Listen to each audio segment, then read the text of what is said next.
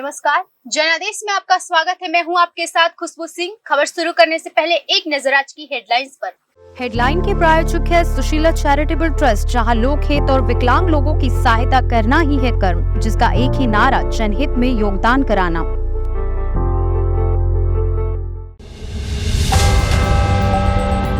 कम budget में इतनी बड़ी सफलता से दुनिया भी हैरान। आखिर इसरो ने कैसे किया कमाल।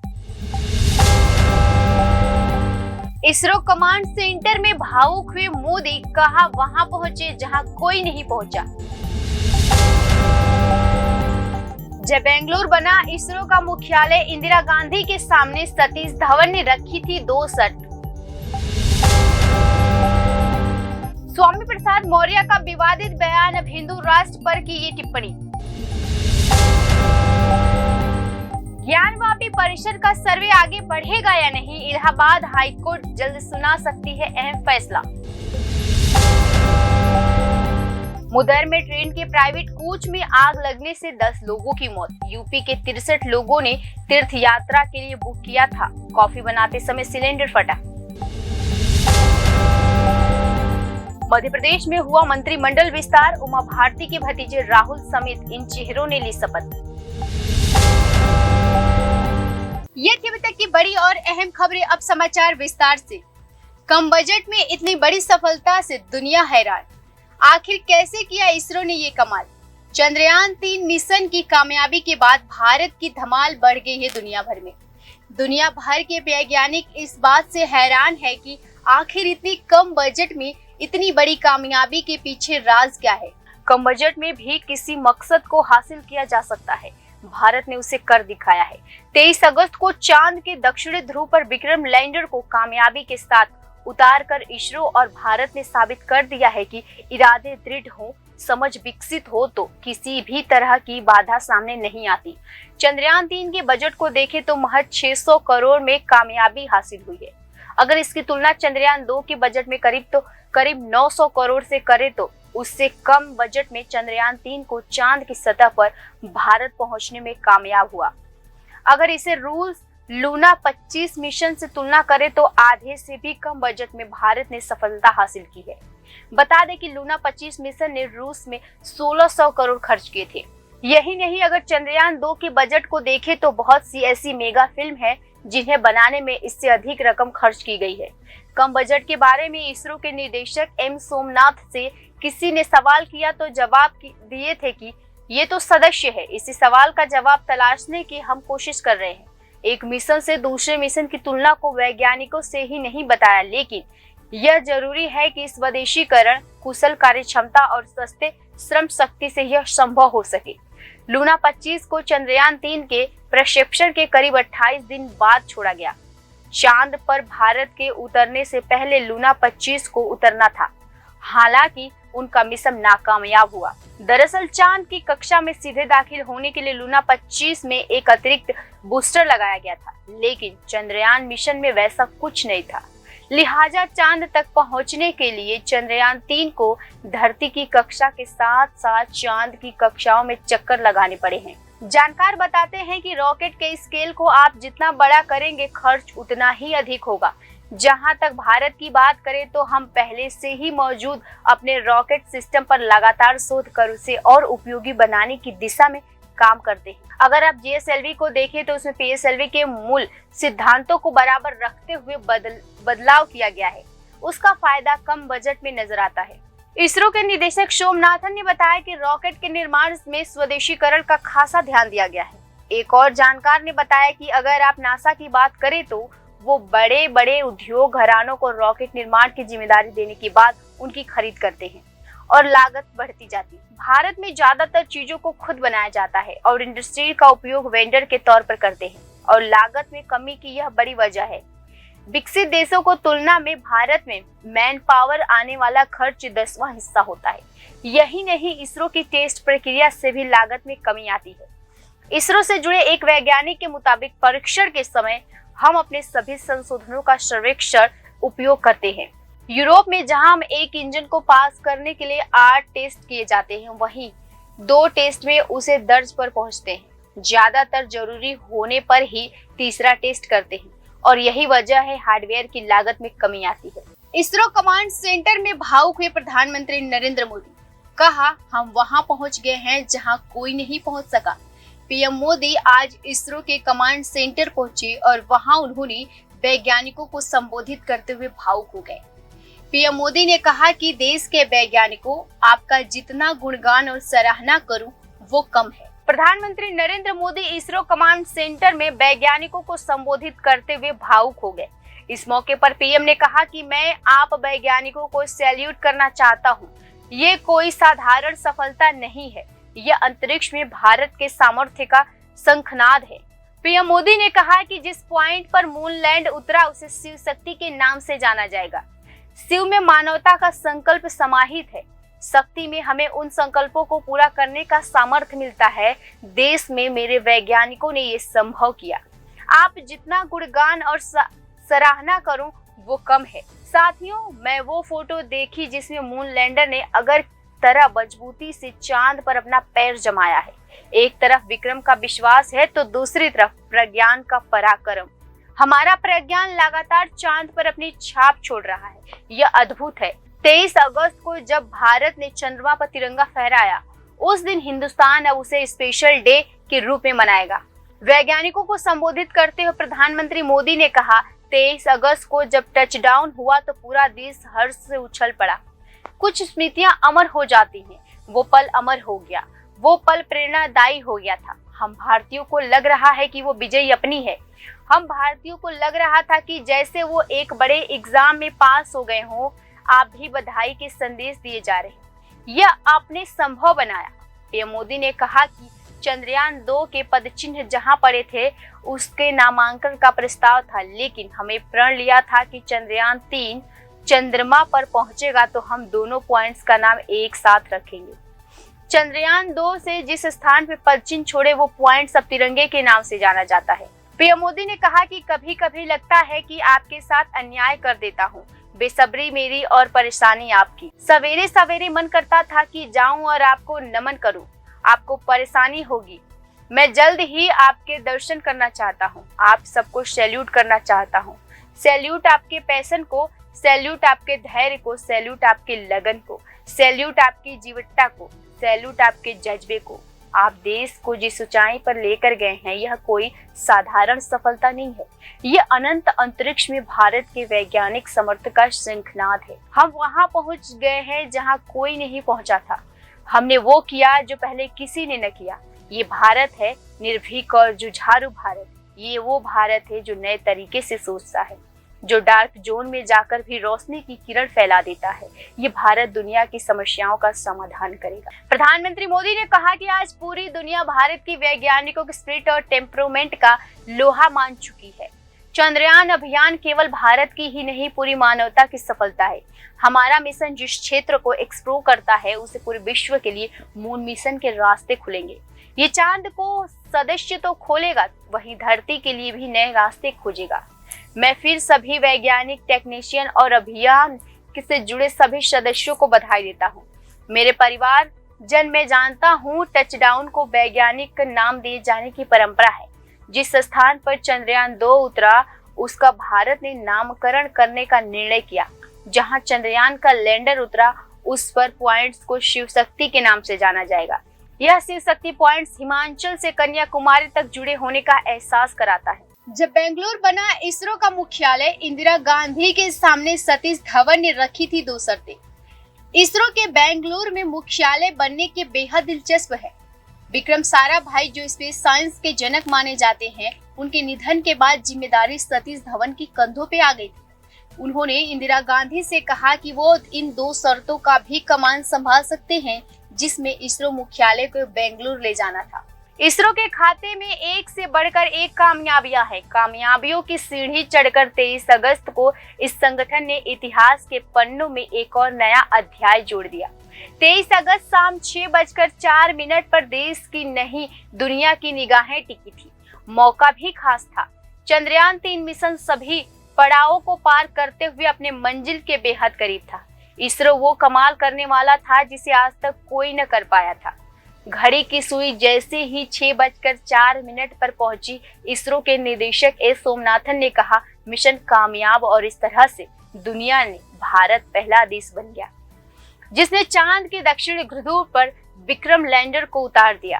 कामयाबी की इस कहानी के पीछे इसरो की खुद भी कहानी दिलचस्प है। जैसे कि हम सब जानते हैं कि इसरो का मुख्यालय बेंगलुरु में है। स्पेशल साइंस को और आगे बढ़ाने के लिए विक्रम साराभाई के योगदान को भुलाया नहीं जा सकता। 1962 की बात करें तो 1962 से एक ऐसे संगठन की जरूरत महसूस हुई जो अंतरिक्ष विज्ञान में व्यवस्थित तरीके से काम कर सके। करीब 7 साल तक चिंतन मंथन के बाद इसरो का गठन 1969 में किया गया। शुरुआत में इस गठन का मुख्यालय बेंगलुरु में नहीं था। इसरो के मुख्यालय बेंगलुरु से ले जाने के बारे में पहली बार सतीश धवन ने सोचा था। दरअसल इसरो बनाने का विचार विक्रम साराभाई का था, लेकिन 1971 में उनका निधन हुआ और बहुत भारी नुकसान हुआ। ऐसे लगने लगा कि आगे क्या होगा। इन सबके बीच सतीश धवन, जो इंडियन इंस्टीट्यूट ऑफ साइंस और एक्स्ट्रा के लिए पहले से ही जमीन तैयार कर रहे थे, उनके कंधे पर जिम्मेदारी आ गई। विक्रम साराभाई के निधन के बाद इसरो की कमान संभालने के लिए इंदिरा गांधी ने सतीश धवन से कहा, लेकिन कमान संभालने से पहले उन्होंने इंदिरा गांधी से 2 बड़ी बात कही। पहला ये कि इसरो के मुख्यालय को बेंगलुरु लाया जाए। दूसरा कि उन्हें IISc के निदेशक पर बने रहने दिया जाए। इंदिरा गांधी ने हामी भरी और उसके बाद इसरो का मुख्यालय बेंगलुरु आ गया। सतीश धवन को यकीन था कि बेंगलुरु में आधारभूत संरचना पहले से मजबूत है। उदाहरण के लिए HL स्थापित हो चुका था और 1942 में IISc के एरोस्टिक इंजीनियरिंग लिमिटेड के दफ्तरों को लाया जा चुका था। स्वामी प्रसाद मौर्य का विवादित बयान, अब हिंदू राष्ट्र पर की ये टिप्पणी। स्वामी प्रसाद मौर्य ने हिंदू राष्ट्र को लेकर विवादित टिप्पणी दिया है। उनके बयान में स्वामी प्रसाद मौर्य ने खालिस्तान का जिक्र किया। सपा के राष्ट्रीय महासचिव स्वामी प्रसाद मौर्य ने एक बार फिर विवादित बयान दिया। बता दें कि स्वामी प्रसाद मौर्य बीपी मंडल की जयंती के मौके पर जातिगत जनगणना गोष्ठी में शामिल होने रायबरेली के 1 दिवसीय दौरे पर पहुंचे थे। वहां स्वामी प्रसाद मौर्य ने बागेश्वर बाबा के भारत को हिंदू राष्ट्र बनाने का बयान पर प्रतिक्रिया देते हुए कहा कि अगर हिंदू राष्ट्र हो सकता है तो खालिस्तान क्यों नहीं। इस तरह अन्य धर्मों के नाम पर भी देश का बंटवारा होगा। सपा नेता स्वामी प्रसाद मौर्य ने आगे कहा कि इसीलिए मुश्किल से मिली स्वतंत्रता को बचाते हुए संविधान के अनुसार पंथ निरपेक्ष राष्ट्र बना रहना उचित है। इस दौरान स्वामी प्रसाद मौर्य ने बीजेपी को कोसते हुए कहा कि यह सरकार नौजवान और किसान के लिए कुछ नहीं कर रही। डबल इंजन की सरकार देश के नौकरी देने वाले संस्थान को अडानी और अंबानी को बेचकर उन्हें मोटा बना रही।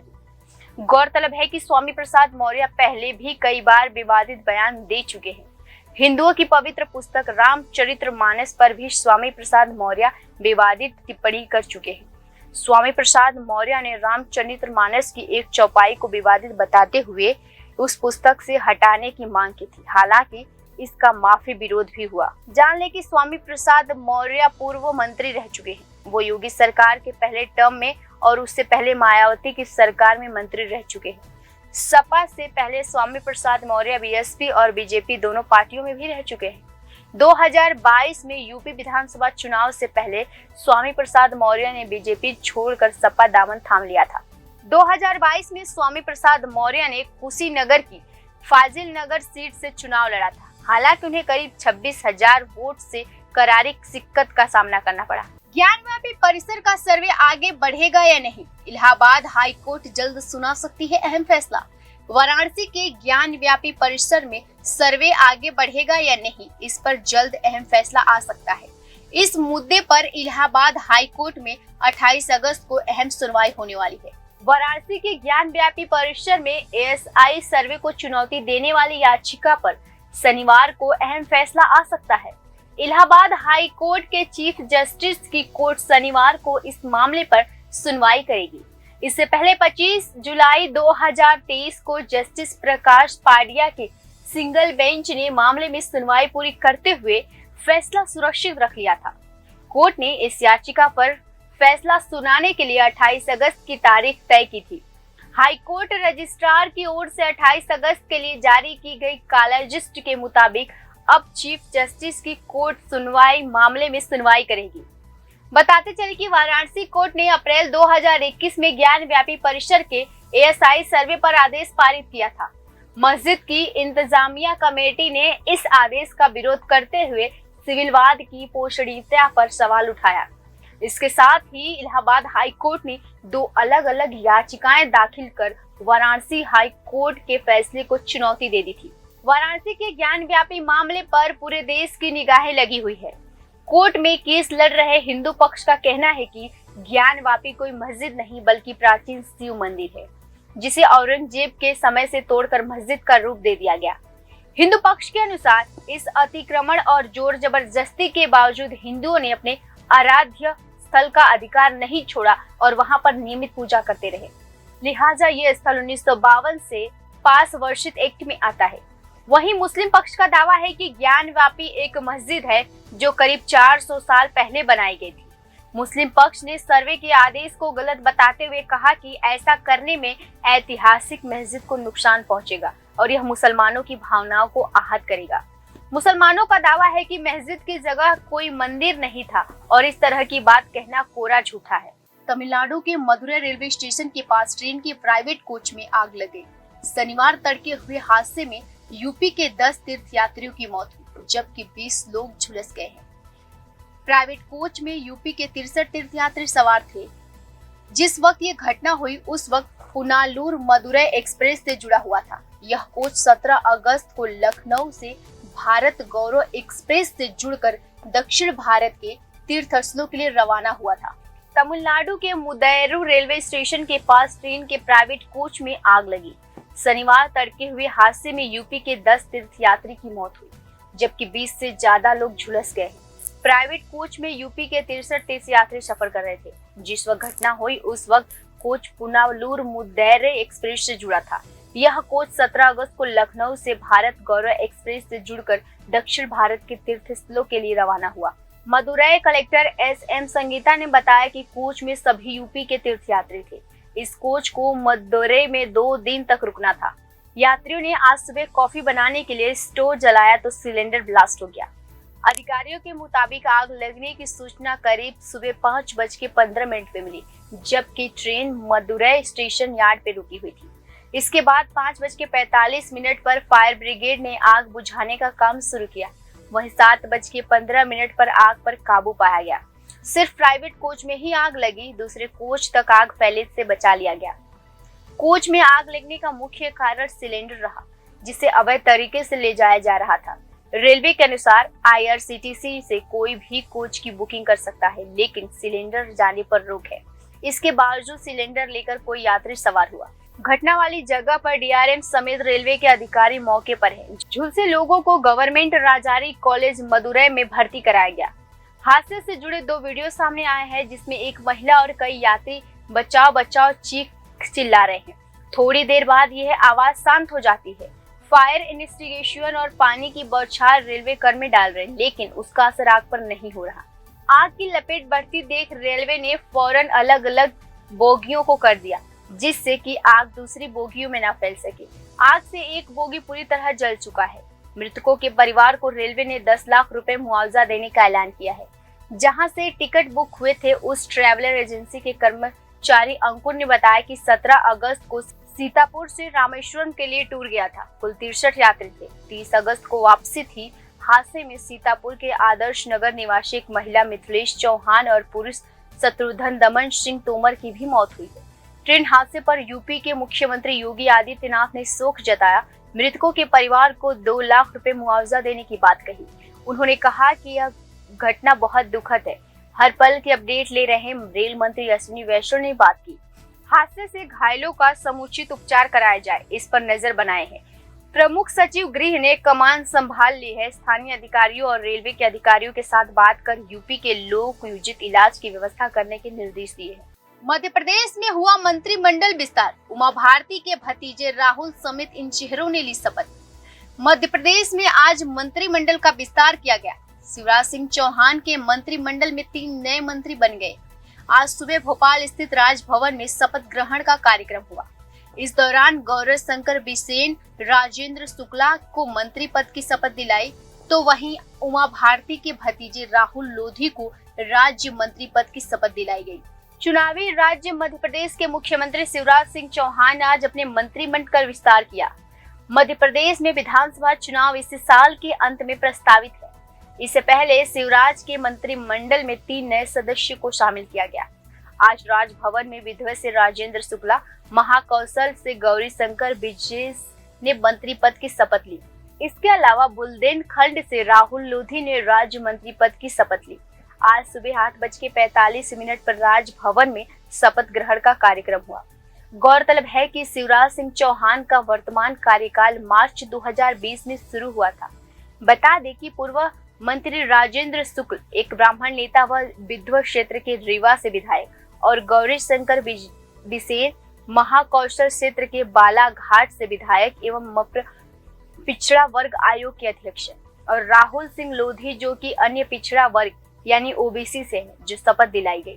बता दें कि मध्य प्रदेश की आबादी का 45% से अधिक हिस्सा ओबीसी श्रेणी में आता है। ध्यान की बात यह है कि बुंदेलखंड क्षेत्र में टीकमगढ़ जिले के खरगांव में पहली बार विधायक बने लोधी को राज्य मंत्री बनाया गया। लोधी भाजपा के वरिष्ठ नेता और पूर्व मुख्यमंत्री उमा भारती के भतीजे हैं। वहीं इस रेस में लोधी के साथ ही मध्य प्रदेश के पूर्व मुख्यमंत्री जालम सिंह पटेल को भी कैबिनेट में शामिल करने का सीएम शिवराज सिंह और पार्टी के वरिष्ठ पदाधिकारियों के बीच विचार विमर्श चल रहा था, लेकिन फिर बाद में उमा भारती के भतीजे का नाम फाइनल किया गया। महाकौशल क्षेत्र के नरसिंहपुर में विधायक जालम सिंह की केंद्रीय मंत्री प्रहलाद पटेल के छोटे भाई।